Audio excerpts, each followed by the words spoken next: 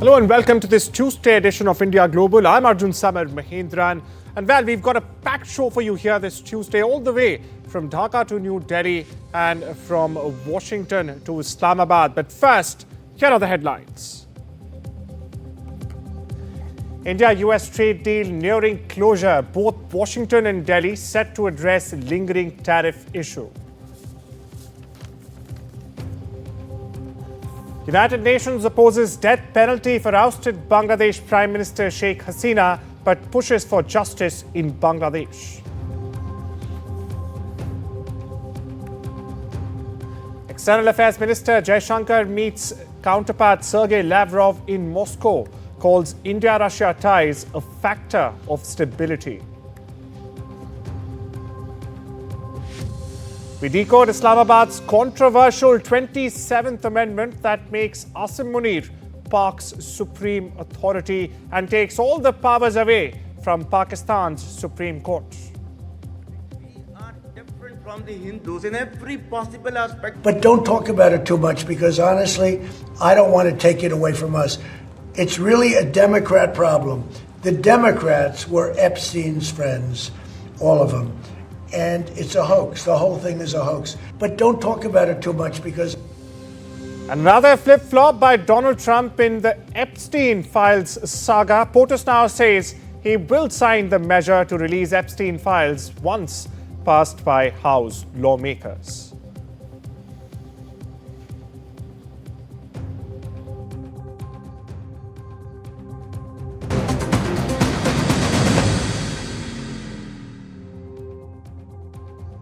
On to our top focus this Tuesday on India Global viewers, where India and the US, or New Delhi and Washington, are closer than ever to finalizing the first phase of the all-important new trade deal.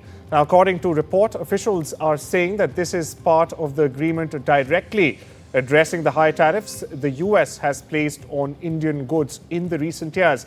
Meanwhile, negotiators confirm that 6 rounds of talks have already taken place. They are complete as we speak. And the package, in fact, dealing with reciprocal tariffs is almost ready. Now, this package includes resolving the 50% tariff and the extra 25% tariff duty linked to India's Russian oil purchases. My colleague Rishabh Bhatnagar gets you more. Closer to this November deadline or the fall deadline, the commentary from both ends is getting more and more bullish. What government officials are telling me is the fact that both the sides remain engaged on a VTA virtually. This is despite a US government shutdown that has opened very recently. But they also confirmed that the deal has 2 parts, and the first one will address at least the reciprocal tariffs. What we don't know so far is that whether it will address all kinds of tariffs. So it could be very well that it could actually end up addressing the Russian oil tariffs as well as the Section 232 tariffs that are there on various products. So the first tranche of the deal, very, very tariff focused. On the other end, you have the US White House advisor, Kevin Hassett, also saying that both countries are heading to the finish line with respect to at least the first tranche of this deal. So high probability of it being announced before the end of this month. So within the next 12 or 13 days, we could hear from both the sides on a first tranche being signed by both the countries.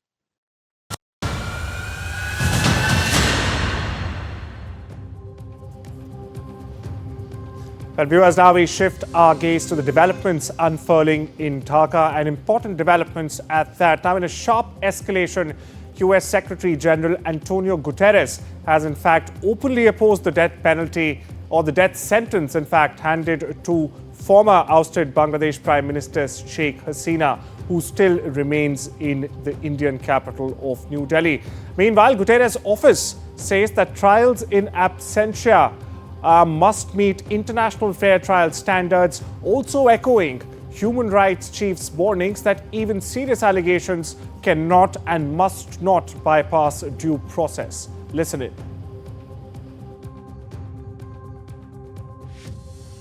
While we were not privy to the conduct of this trial, we have consistently advocated for all accountability proceedings, especially on charges of international crimes, to unquestionably meet international standards of due process and fair trial. This is particularly vital when, as was the case here, the trials have been conducted in absentia and led to a capital punishment sentence. We also regret the imposition of the death penalty, which we oppose in all circumstances. Well, you heard the UN spokesperson there, viewers. Meanwhile, Dhaka has already sought the handing over of Hasina from India. Now, this comes after Monday's death sentence. But how does this align with India's Extradition Act, especially as Bangladesh seeks Hasina's return, or is in fact demanding Hasina's return? The spotlight, viewers, is very much now on the exact powers the Extradition Act gives New Delhi, and of course, the limits it also imposes. So let's quickly take a stock of the same. First up for you, requests can be rejected. First up, Centre can deny any extradition request on its discretion. So this essentially means that the Extradition Act, or the law in principle, allows New Delhi to very much decide if an extradition request even moves forward. It can halt or totally reject the process based purely on national interest. Next up, request rejected if politically motivated. Now, India can block any request seen as driven by a political vendetta, which seems clearly the case in this death sentencing against former Bangladesh Prime Minister Hasina. Now, the act also protects individuals from being targeted under the guise of justice. Next up, extradition refused for trivial accusations. Now, the centre, India in this case, may very well dismiss requests it finds too minor or insubstantial at that. Now, this prevents foreign governments from misusing extradition for low-level issues. Next up for you, government may stay proceedings anytime. As the point clearly mentions, Indian authorities at this juncture can very well pause the process, cancel warrants, or even discharge the accused. It gives the centre, the Indian government, tactical flexibility as situations evolve. And finally, political nature charges bar extradition. Now, the act also, viewers, very importantly here, I must mention, prohibits surrendering anyone and anyone facing a political offence. Now, the accused can very well prove the request is disguised as a political charge by an external government. Last but not the least, no extradition without offence safeguards. So India, by the way, requires assurances that the person will not be tried for unrelated crimes. Now, without such protections, the treaty forbids extradition altogether. Viewers, so as the diplomatic standoff continues to simmer, India's decision will hinge not on just politics here, but also on these legal firewalls built into its very extradition framework. For now, viewers, New Delhi's next move remains not only strategic, but also tightly governed by India's law. And to shed more light on this, I'm joined by senior advocate Desh Ratan Nigam. Thank you so much for taking out the time and joining us on this important broadcast. So my first question to you, we've all seen the UN's warning, we just played it out. Now, can Bangladesh claim legitimacy in demanding Hasina's return under international law? Arjun, in fact, if I put the entire issue in the context, the uprising there started as a civil services quota unrest, and judiciary gave a favorable verdict demolishing the quota, that particular freedom fighters quota. And thereafter, the entire protest became very political. It became anti-Sheikh Hasina and anti-her party. And therefore, the entire issue became political. There was a political uprising in which it is said, and it is, I'm quoting the son of Sheikh Hasina, that she did not resign. She did not have the time to resign from the prime ministership, and she had to flee because the residence was attacked. Constitutionally, according to her son, she is still the prime minister. Therefore, the entire edifice of the legality and constitutionality of the interim government goes. Once that goes, the entire process also goes. However, presuming for the sake of argument that the interim government is there and it is legally there, then if you look at the treaty was enacted in 2013 between the two nations, India and Bangladesh, to deal with the terrorism Right, sir. And the reason was that the war crimes which were committed during the 1971 war, they had to be dealt with, and also the Ulfa, the terrorists who were hiding and their leaders who were hiding in Bangladesh. Primarily, the objective was to deal with that. This political uprising is not covered under that particular objective. One. Secondly, this is a political offense. As I gave you the context, the entire issue was political uprising against the party, a particular party, which is Sheikh Hasina's party. And secondly, whether it is done in the interest of justice and good faith. India has all these points, apart from the Act of 1962, Extradition Act of 1962. But if we primarily focus first on the treaty itself, it is a political uprising, and therefore it is not covered under the extradition treaty itself. Secondly, if you look at the entire, Yunus was anti-Sheikh Hasina. So the entire process which they have started, which they call it a due process, is not a due process. It is a political vendetta and retribution. So therefore, it is not in good faith. It is neither in the interest of justice. And secondly, if you look at the entire, facts and circumstances, India recognizes the crime against humanity for which Sheikh Hasina has been charged in the context of international tribunals, not domestic war crime court or tribunals. Yes. Now, what the Reuters says that this is a domestic war crime. There is no war. There are not two nations involved here. So India will not recognize the verdict of this. That is the possibility. It is the Ministry of External Affairs who is the central authority to decide on this. In Bangladesh, it is the Ministry of Home Affairs. So therefore, India is quite absolutely silent. Now, under 6.1 and 8.3 of the treaty, the two exceptions, as I told you, already exist within that. The political offense is an exception, and also if you look at the good faith and interest of justice is also an exception. The same two exceptions are given in the Extradition Act of 1962 of India. Right. An act should supersede, in the sense it is made by Indian Parliament, and as you said, discretionary powers of the Indian government, and within itself, Section 31 and 29 clearly point out about political exceptions and interest in good faith.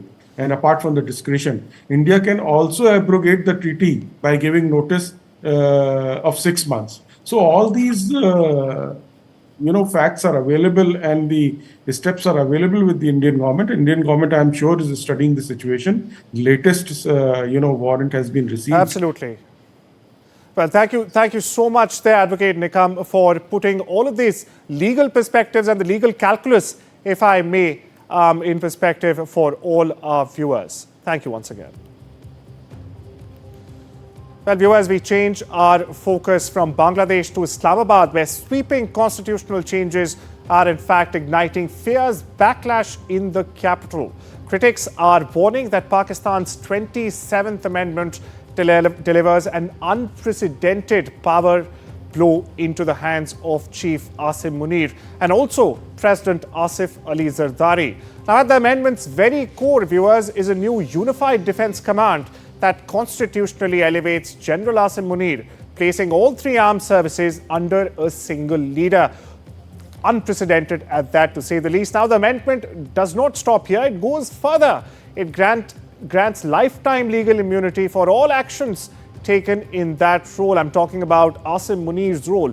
It removes any future judicial oversight whatsoever over the army chief's decisions, his conduct, and whatever he does in the future. Meanwhile, speaking of President Zardari, he also receives similar immunity. Now, this has sparked concerns that the top executive is being placed beyond the reach of accountability, beyond the purview of accountability here. Meanwhile, a new federal constitution court has also been set up. It will be controlled through executive-aligned appointments. It has now taken over key constitutional reviews, even as we get you this broadcast. Now, this essentially, viewers, diminishes the Supreme Court's traditional watchdog role across Pakistan. Speaking of the Supreme Court's role, its authority has been narrowed dramatically, even more than the last constitutional amendment, the 26th Amendment. Now, be it the power to take up constitutional matters or even suo motu matters, the amendment has hollowed out one of Pakistan's last remaining institutional checks. Meanwhile, judicial transfer rules are also being re-engineered, shifting leverage towards an already embattled judicial system. One critic's fear may very well, viewers, lose its ability to act independently altogether. Meanwhile, provincial leaders are saying that the amendment tightens Islamabad's iron grip and threatens their constitutional and financial rights as well, rekindling long-standing anxieties about fair federal representation. Now, marking their protests, at least 2 Supreme Court justices and 1 Lahore High Court judge have already tendered their resignations. For more on this, we are joined by Dr. Abhinav Pandya, the CEO of USA-NAS Foundation. It's a foreign policy think tank and a counter-terrorism outfit, and he's a counter-terrorism expert. My first question to you, Dr. Pandya, and thank you so much, in fact, for taking out the time and joining us on this important broadcast. Sir, does this 27th Amendment effectively place Pakistan's army and the presidency above the law? Yes, I mean, this amendment is specifically designed to give overwhelming powers to Pakistani army and just to subordinate all the other institutions to the Pakistani army. And more specifically, I must say, these are also designed to empower one person and one institution, and that is the Asim Munir and the institution of, his current position, that's Field Marshal. And definitely, I feel that, if you can, the way you look at things, Pakistan is facing major challenges on military front and security matters from various provinces. So this is an attempt to strengthen the control of the center, of the federal government, over the state-related matters, particularly provincial financial and security matters. And they want the entire power to go to the army. And you can see that in the times of Musharraf was challenged by the judiciary. Judiciary was a big headache for Pervez Musharraf. Taking from what you just mentioned there, Dr. Pandya, Army's iron grip. Now, what essentially happens to the Supreme Court? It was one of the country's, last resorts against total annihilation, total takeover. Now, the power of trying constitutional cases has been taken away from it. It can no longer also take suo motu cognizance of cases. In fact, 2 Supreme Court justices, at least 2, have already resigned, and a High Court justice has also resigned. So what does the formation of this new constitutional tribunal, where judges have been elected by the executive, mean for Pakistan Supreme Court and the very rule of law in the embattled country, Doctor? So you can see that the Federal Constitutional Court has been established, and they specifically mentioned that it will address the constitutional matters. Now, the main challenge, and I would say the critical aspect of Pakistan's polity so far, is the civil-military relations. So now, if the Supreme Court has the power to address civil-military relations or the status of the army within the Pakistan's polity, then it's a perpetual threat to army's overwhelming authority and overwhelming influence over Pakistan's polity. So far, they have retained their control and authority through various dubious measures like terrorism, war with India. But now they want to institutionalize Army's paramount position, Army's position of eminence in Pakistan's polity. And for that reason, they have created this Federal Constitutional Court, which will work more like a stooge of the Pakistan Army's head. And they will ensure that, this particular court basically preserves and guards Pakistan Army's overwhelming position in Pakistan's polity. There was only one challenge that could have come, and it was from the Supreme Court. Now they have defanged Supreme Court, they have neutralized Supreme Court. That's not even in the position to challenge Army's constitutional position. Dr. Pandya, one last very important question here, if you may answer this very quickly because we're running out of time here. Now, could this consolidation of authority trigger long-term political instability, not only in Pakistan, but also in the larger region? If yes, what kind of political instability could it actually catalyze? Very quickly, Doctor. This strengthens Pakistani army. So certainly it basically weakens democracy in Pakistan further. And secondly, if Pakistan army gets strengthened, and even Asim Munir, his position has become supremely powerful, as we can see, has got a lifetime assignment. So now that is certainly going to embolden them to I would say, support more of these terror groups and proxies, and venture outward, maybe in Afghanistan or in India, for all kinds of sabotage and terror-related activities.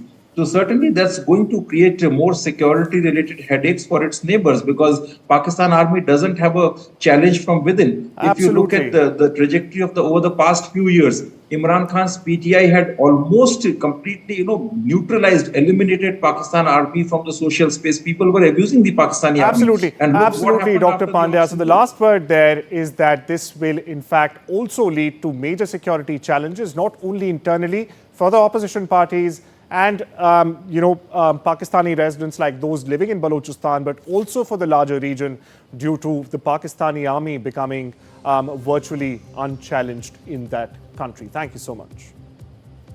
And well, viewers, with that, it's time we step into a short break. Lots more lined up on the other side. Needless to say, don't you go anywhere.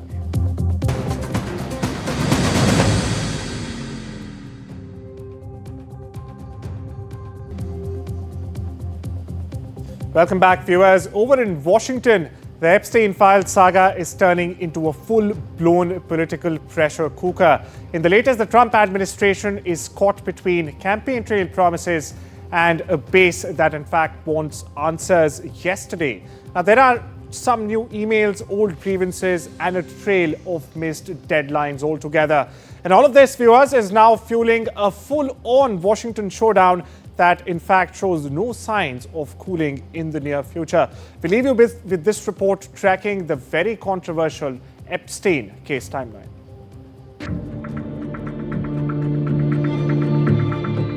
It all begins February 21st, when the Attorney General Pam Bondi casually tells Fox News the Epstein materials are sitting on my desk.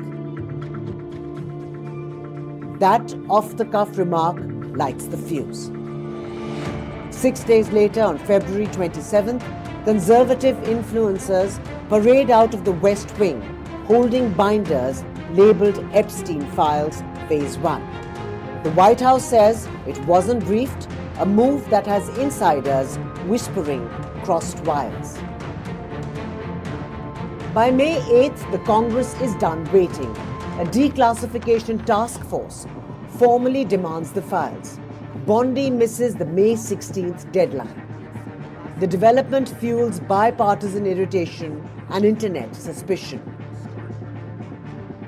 Then July 7th, the Justice Department and FBI say their review found no Epstein client list at all and recirculate hours of video reaffirming Epstein died by suicide. But missing camera footage surfaces and the pot boils over. In July, MAGA backlash erupts as influencers hammer Bondi. Trump steps in July 12th, calling her fantastic and urging his boys and gals to stand down. But the genie is out of the bottle and Capitol Hill wants its own answers. Bipartisan petition grows on July 15. Lawmakers Thomas Massey and Ro Khanna push a discharge petition to force a House vote. Signatures rise but fall short of 218. Maxwell interviews begin late July.